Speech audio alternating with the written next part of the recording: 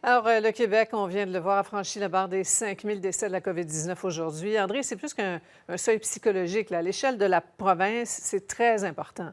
C'est effectivement beaucoup de monde, Sophie. 5 029 femmes et hommes. En fait, plus de femmes que d'hommes au Québec, contrairement à bien des pays où on tient ce genre de statistiques. Écoutez, c'est l'équivalent de bien des municipalités. Saint-Joseph-de-Beauce, par exemple, Lanoraie ou encore Lac-Mégantic sont toutes des municipalités qui comptent environ 5 000 habitants.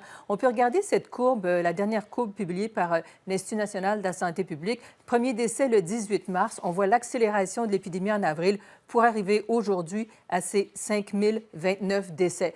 On peut évidemment débattre de la façon de compter les décès, les cas positifs aussi, mais avec les chiffres qu'on a à notre disposition, on doit constater que le Québec affiche vraiment un très triste bilan à l'échelle internationale. Alors regardez, le Royaume-Uni vient en tête, 598 décès pour 1 million d'habitants, suivi du Québec, qui est donc devant tous les autres pays où on tient ce genre de statistiques. En Espagne, par exemple, ça a été un pays tellement durement touché qu'encore aujourd'hui, le masque reste obligatoire pour toutes les personnes de 6 ans et plus, sous peine d'amende de 100 euros.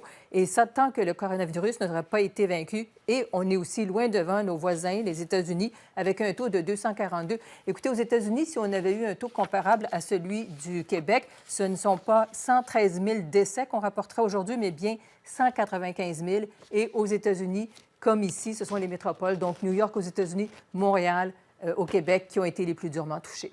Voilà. Merci beaucoup, André. Je vous en prie.